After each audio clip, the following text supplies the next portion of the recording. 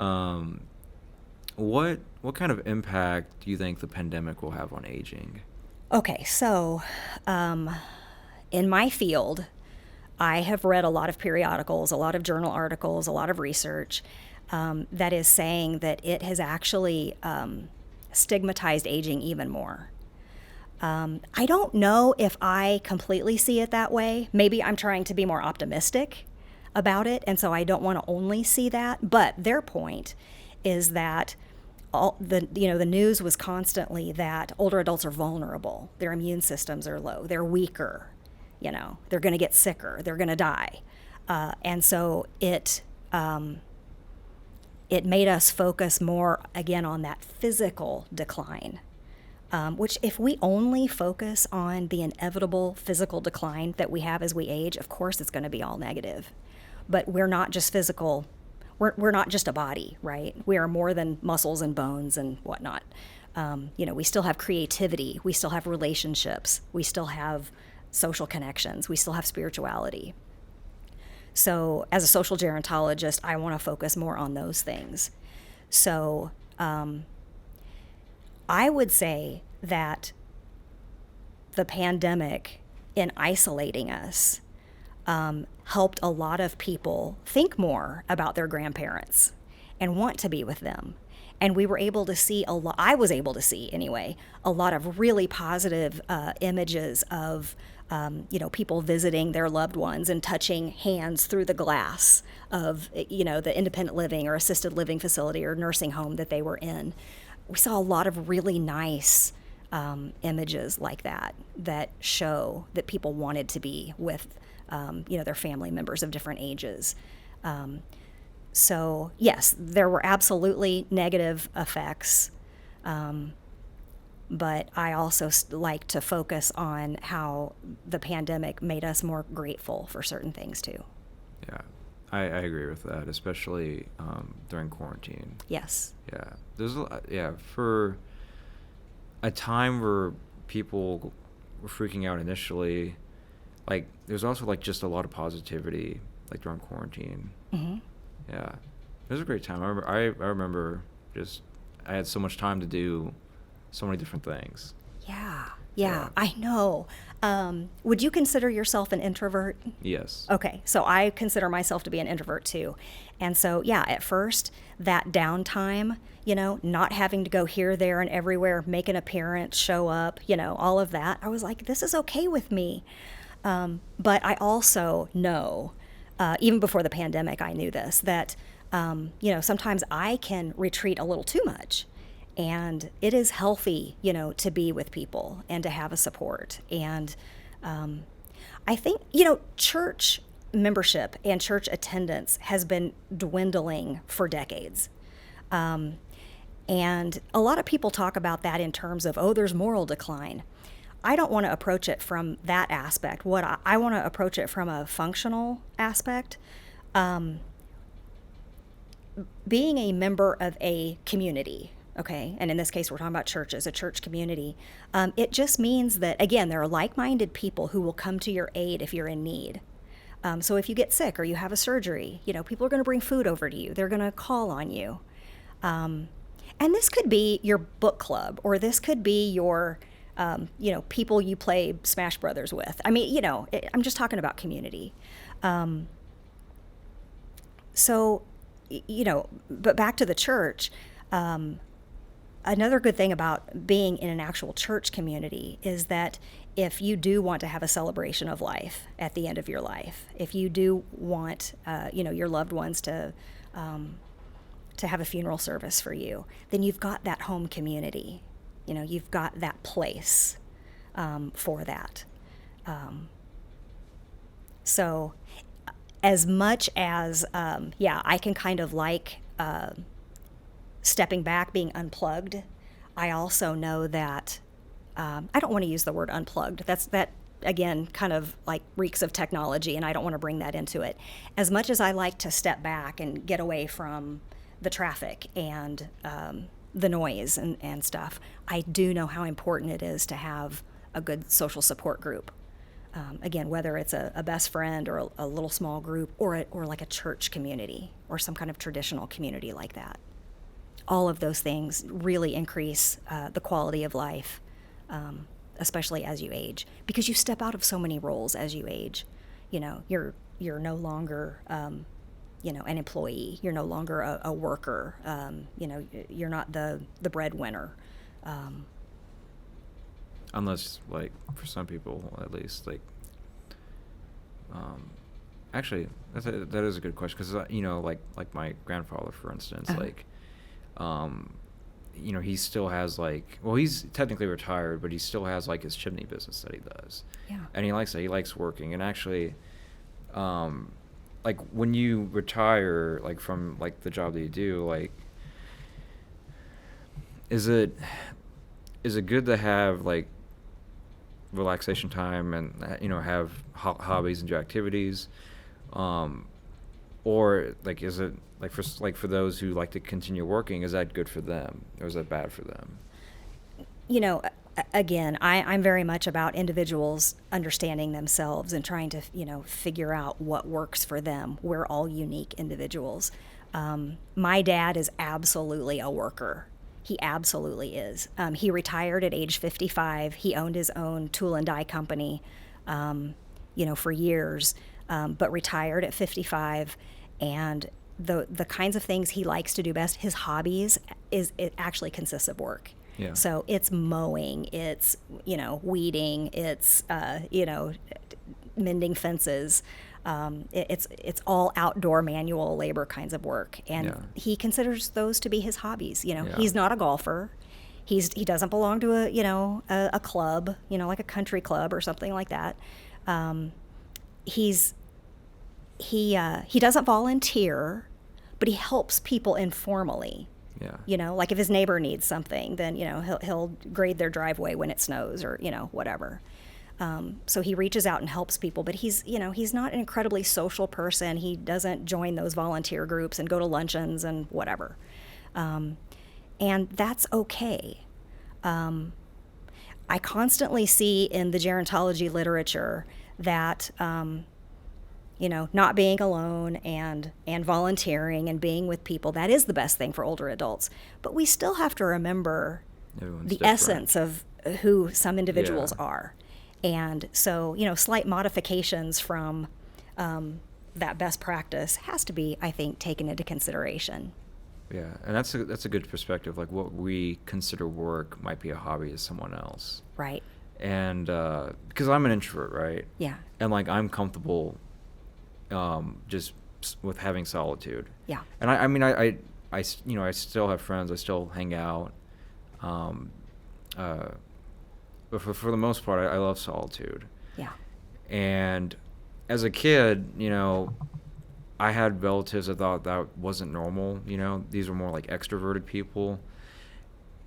And I never really felt like any discomfort or any kind of anxiety with being an introvert until they brought it up. Right. And I hate that. Because it's like, don't you want to, like, bring a friend with you to the movie theaters or whatever? I'm like, no, I'm totally fine with going by myself to the movie theater. I like to experience that by myself. Yeah. So. Yeah. It's just like I don't like necessarily find discomfort in that until, like, someone just, like, mentions it, and it just ruins it. Right. Yeah. I know that my dad, when he goes out and about to run errands and things like that, he talks to everybody, So to him, and perception is everything. Perception is our reality. It's very important.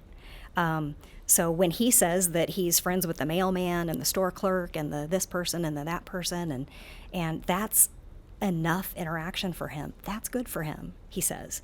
And, sometimes we have to believe people. So. Yeah. You said, and most of us say this, when we retire from something. And I have had individuals tell me, and I really like this, that it would be a lot better to start saying that you're retiring to something. So I'm retiring, yes, I am retiring from this job that I had for 20 years, 20, 30 years, whatever. But now I'm retiring to, fishing and, volunteering, to reading finally all the books I wanted to read. So that's something else that I guess I would want to bring up. You kind of alluded to it. It made me think earlier. It is okay to rest after retirement. Yes, it is okay to rest. I do worry about people, again, that just sit in front of screens all the time, though. Again, we know that even the light itself is really not good for our brains. And then the content of what might be on is maybe not the best for us. We know that it's so passive. It's not, it doesn't stimulate our brains. So when we read a book, at least our brains are trying to conjure up, what do those characters look like, and what does that scenery look like? When we do puzzles, or when we do, and I know it sounds kind of cliche, but, when we do crossword puzzles and word searches and all of that, that is stimulating for the brain. So we do want to keep stimulating our brains, because just like if we stop getting up and down off the floor, if we stop asking our brains to problem solve, we're going to lose all that. If you don't use it, you lose it. Yeah. So,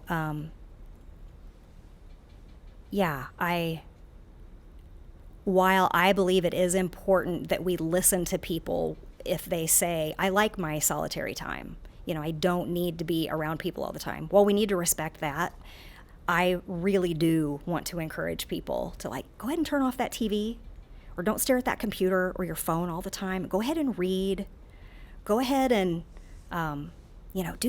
do something that, at least when you're putting a puzzle together, you're standing up, you're walking around, you're looking for the different pieces, there's more movement involved, and you're literally problem solving, and that's good for your brain. So I guess, because I'm in the media department, and I guess all of us in the media or film in the film industry are just pretty much doomed. Because that's Why? literally because that's literally the job of some people, like editors, or I'm a writer, and I'm always on my computer 24/7, because I'm always because I probably should. I know there's some writers who kind of old fashioned still write it on a notepad before putting it into the screen, but I always just do it on my laptop, and Right. I was actually just writing yesterday on my looking at my screen all day. And I guess I don't know. It's hard though. If you're if you have a profession where you're just staring at a screen Mm-hmm. all the time. Right. And I stare at a screen a lot. Yeah. I work on campus, and then I very often go home and work some more. I love having a flexible schedule, but it also means that I don't have that split at work, not at work. Just like the blue light glasses have come out, and ways that we can change the color, the tone, on our screens. I guess we'll continue to adapt so that it's not as unhealthy. I guess we'll continue to come up with things that, make it less bad for us. Yeah. I don't know. I don't want to think that everybody's doomed, though. Yeah. But I do find time to get away from that. I love going on walks. Yeah. That's at least for me, that's probably one of my favorite just activity away from any kind of technology. I need to get back into reading though. Uh-huh. I did that a lot during quarantine. Yeah. Actually, yeah, during quarantine, I used screens less. Did you? Yeah, and I felt healthier, and then I got back into my old habits and just kind of started feeling crappy again. Yeah, yeah. So. Again, I guess everything in moderation. Yeah. I guess, because this is something that I worry about, and I worry about for other people, people that I know. If you're at a certain age, right, and you've kind of had so many bad habits, bad health habits, Mm-hmm. if you're in your 50s or your 60s, is it too late for you to change, to go on a better path and to kind of change your habits? Right. I'm going to say, in general, it's never too late, right, to try to improve something, and the effects of that change will vary. So, for example, those who have smoked all their lives, when they quit smoking, not only do they stop the damage, but there's actually a little bit of healing that takes place. So, your lungs can actually improve. There are other kinds of, again, as an interdisciplinary person, I'm thinking there's a physical example. What are some others? Emotionally and socially, the more we run and don't process our feelings, I think that's a harder habit to break. That is if you do that for an entire lifetime, it becomes harder and harder to develop those better emotional habits and those better, social habits. And again, I'm not a neuropsychologist. I'm not a neurologist. There's always been debate about how our brains are affected by certain things and whether we can, quote, change our brains. And I know there are some people who say, no, we don't change our brains. And I know there's some lines of research that say, yes, we can kind of create new pathways. So again, I'm going to go back to that optimistic answer is it's never too late. In terms of like identity and development, older adults, so we have a gerotranscendence is this concept that we use, gerotranscendence. It's basically at the end of your life, when death is, within a year or so, when you're kind of reviewing your life, if you've never reviewed your life, if you've never reviewed a day in your life, maybe when you're actively dying, maybe you will try to do that. And so what are the kinds of things that you want to overcome so that you can die a peaceful person, right? Or have a good death? Obviously, if you've been reflecting all along, if you've been trying to manage your feelings all along, that's going to be a lot easier for you. You would have been mending relationships along the way, and you would have been learning to deal with guilt, with grief, with all kinds of regrets, along the way. But even if you just do that for a couple of months before you die, any kind of healing is helpful. If you can say sorry to someone, if you can talk to someone that you haven't talked to in decades, if you can apologize for something, if you can maybe for the first time ever think about whether and if there's something after this life that's comforting to you, then the anxiety is going to decrease. There are people definitely who are afraid to die. Yeah. And maybe you've heard you're born alone and you die alone. It doesn't mean that there's no one else around. It just means that nobody else is experiencing it the way you are. You're the only one who's going to walk through that final door, so to speak. So you're alone. I think, again, that's why meditation or having been concerned with transcendental aspects in your life is so important, because if indeed you are alone at the end of your life, at least there's a way to be with yourself. Yeah. So it's never too late. I think it's never too late to be intentional. Yeah. I can definitely relate, because just with this journey to because the whole reason, one of the major reasons why I did this podcast was to not only potentially help others, but also just to improve myself. Mm-hmm. And you mentioned apologizing to people, and I've done that with people that I've had not necessarily strained relationships, but just issues in the past, and it feels really good to do Yeah. that, because like then you can start to repair, or even if you don't, like, no matter what, like if you're just honest and you apologize, it's a very healing process. Yeah. I mean, we grow every single time we do something that's difficult, we grow. Yeah. I guess going back to like some of the things that we talked about at the beginning, what do you think is like the most important thing, and like just I guess in life, and just to spend our time on? I guess I will say something that relates to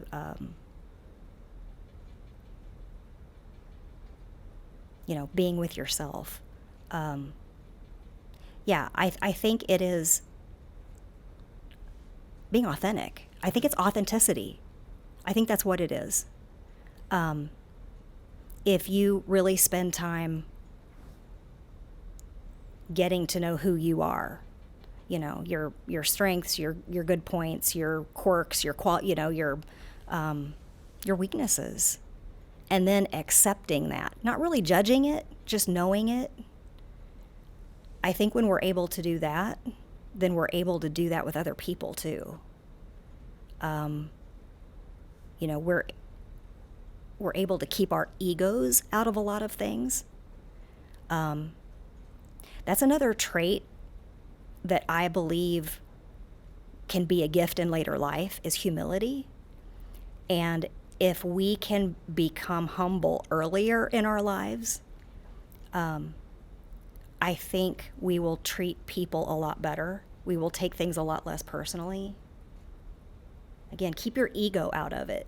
Try to be more humble. Then you're less judgmental.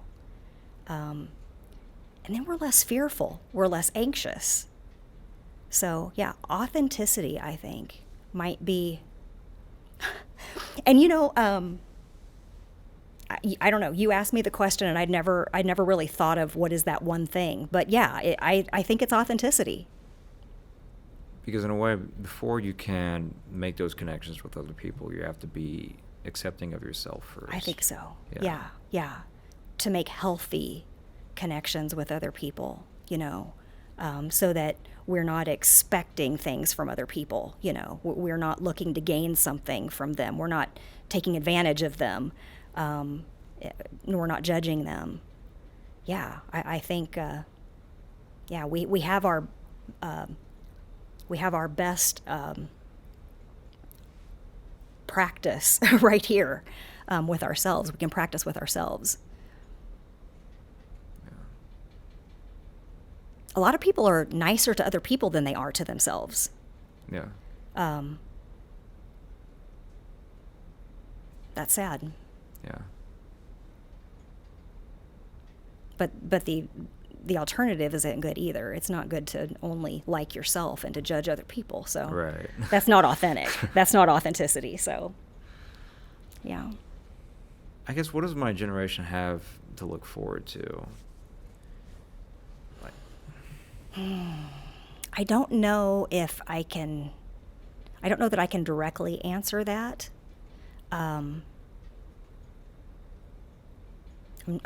Obviously I'm not a fortune teller, and this Yeah. isn't something that I've actually tried to read what other people have said. But what comes to mind is just we use the concept of cohorts to understand people, because time is always marching on, and so any group of people, they're going to be different because they live in different social and cultural and historical circumstances than other groups of people who have lived Yeah. at other times. So now what I'm kind of starting to talk about is generations. So generation. And are you millennial generation? I'm Gen Z. Okay, you're Gen Z. Yeah. Okay. So my children are Gen Z as well. So anyway, one thing that comes to mind is and I'm not going to be able to think of the researchers, but they're actually journalists, historians who came up with this theory of generations. And they basically say that there are 5 kind of archetypes of generations, and that they repeat themselves. And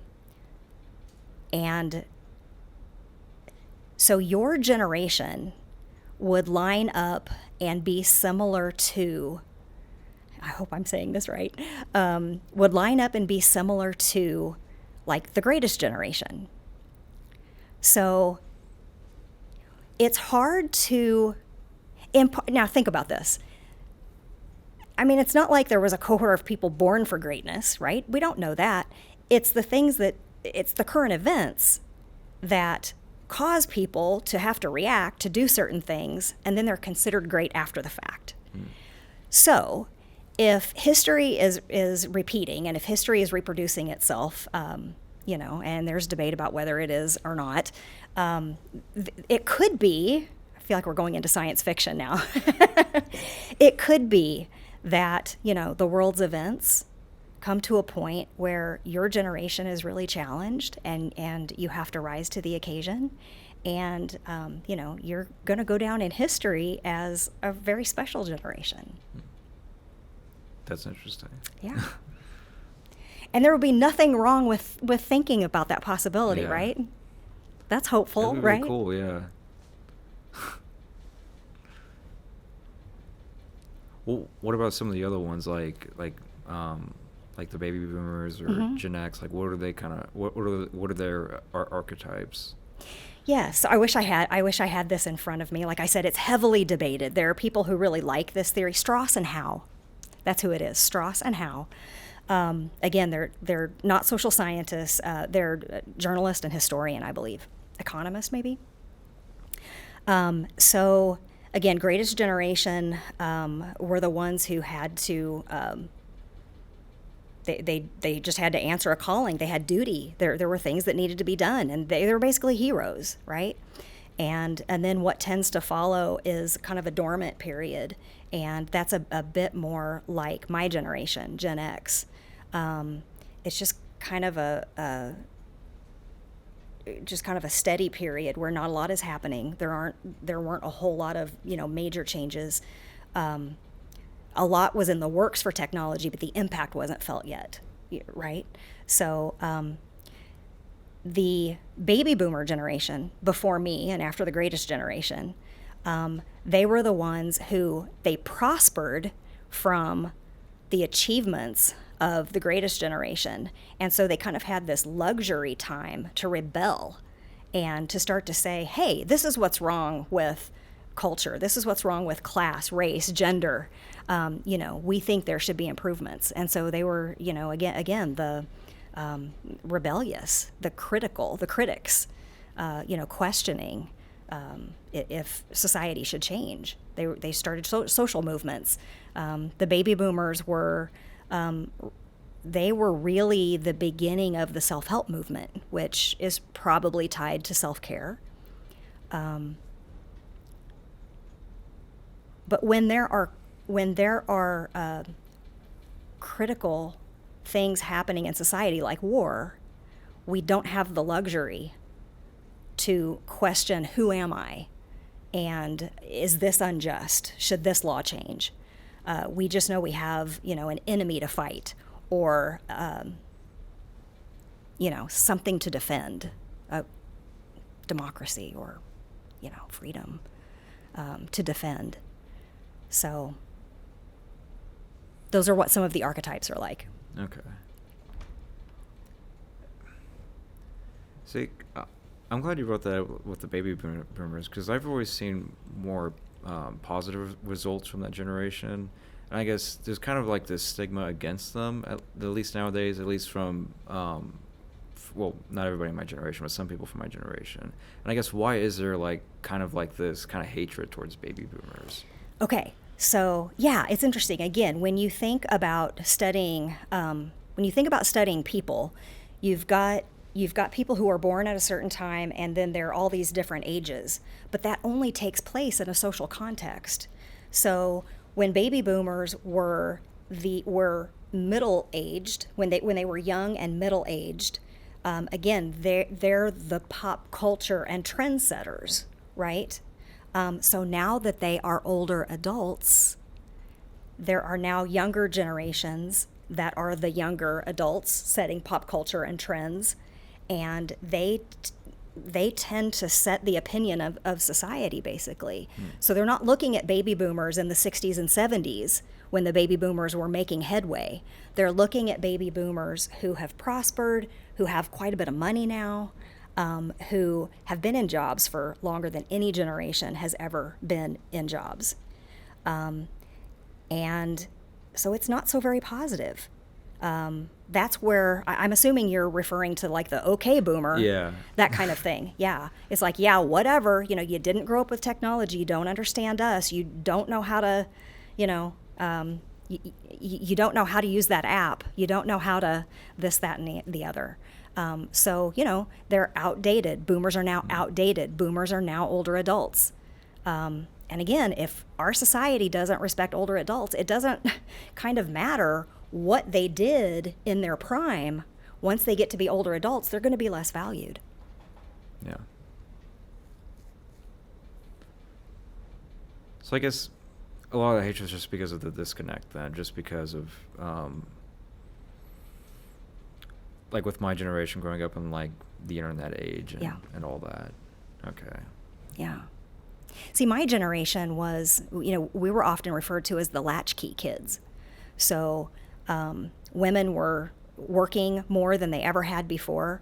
And so we as middle schoolers and high schoolers were coming home to empty houses. You know, we didn't have, like the previous generations had usually had a stay-at-home wife and mother. Middle class did, not everybody did. But so Gen X, I mean, one reason we were named Gen X is because they couldn't quite figure out, you know, like, well, what are they? What is their characteristic? And you can really only name a generation after time has passed and you see what's significant about them. And so finally, I'm kind of in the middle of my generational cohort. I'm 50. And so what's really coming out now, a lot of it is in response to COVID. So Gen Xers are being talked about in terms of, you know, we've got the boomers who have made a big mark and are still very opinionated, heavily in politics. And we've got millennials who are calling for, you know, no judgment and, you know, really focusing on identity politics, individualism, and things like that. And so here's Gen X kind of in the middle, just going, whatever, we're just doing our thing, you know, just like we always have. We're just taking care of ourselves. You know, we don't fight too much. We don't complain too much. We just kind of take care of ourselves like we always have. So that's kind of what Gen X is like. See, and I've always had a kind of a Gen X mindset too, Okay. because I love like the 1990s as an era and just the music from there. Yeah. Just very nihilistic and all that. And Yeah. I love that. So, you know, in talking about these, I'll call them ideal types. I mean, obviously, you know, these generations of people don't live in these isolated, you know, cohorts. We all coexist. But what we see less of today is intergenerational interaction. It's easy to get segregated. And because people are living so much longer, and because the birth cohorts are starting to shrink, and because technology is moving so quickly like never before, right? I mean, think about how long people went without a telephone or without an automobile.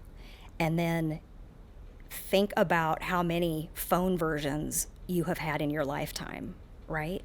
Yeah. So the older adults of today, you take somebody who's 90 years old, they have seen more change in their lifetime than any generation before them because they've lived longer, but also because technology has rapidly, exponentially increased. So the only way to keep from being siloed from one another, and being siloed from one another is what leads to okay boomer or snowflake millennials or whatever, is to interact more, is to intentionally interact more. So can I ask you a question? Yeah. Okay. Have you ever heard of an age-friendly university? No. Okay. So MSU is now officially an age-friendly university. So this was a movement that was formally started by Dublin City University in 2012, I believe. I think I'm saying that right. And there are also other similar types of age-friendliness, like age-friendly communities, age-friendly states. And so the idea is really, at the crux of it all, it's really to blend, to get our generations to all interact more. Because when we only group up with people our own age, then we can defend our own group, and we can other the other ages. And we really have so much that we can learn from one another, especially when technology is moving so quickly and rapidly. So it's better if we were to all talk more and understand instead of building these walls. So yeah, we are an age-friendly university, and so that means that we want to do all we can here at MSU to welcome faculty and staff and students of all ages, and to actually have conversations about what it's like to be at different life stages. And, what do you have to look forward to? And what are the problems that you're experiencing now? And how you can compare that. You could, I'm sorry, what's your age? Do you mind telling me? 24. 24. I'll be 25 in August. Okay, so your main concerns at 25, Yeah. Well, I'm 50, so what were my main concerns at age 25? And if we could also be including somebody who's 75 or 90 years old, they could say what their main concerns were at age 25. And, there's some, it's cathartic, to be able to see that we're not the first 25-year-olds to know that we have concerns. And, just listen to one another and try to understand one another. Yeah.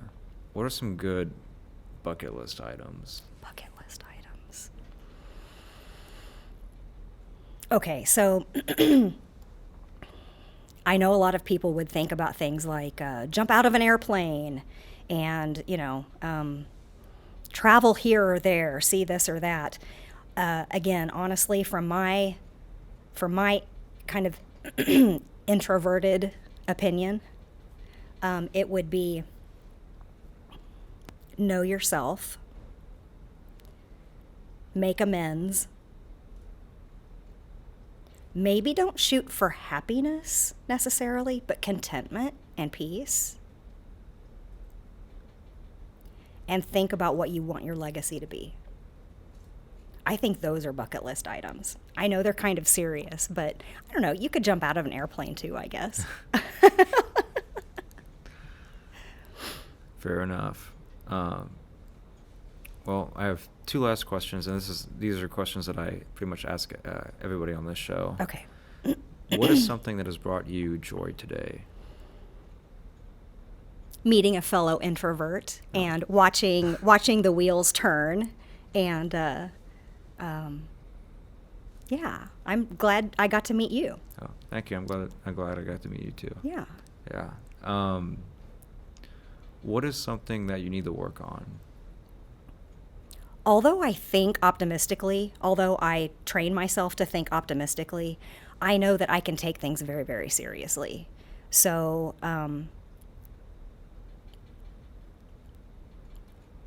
I think probably just lightening up as often as I can. Yeah, trying to laugh more, trying to have more fun, instead of probably being so achievement driven. Yeah. I think so. Mm-hmm. Well, thank you so much for being here, Dr. Hall, and for our viewers and we have viewers and listeners. Thank you so much for watching and listening, and of course, for more content, please subscribe to Your Self-Help Quest on YouTube, Apple, Spotify. You can also check out our website, and I hope you all have a very beautiful day, and make sure to take care of yourselves.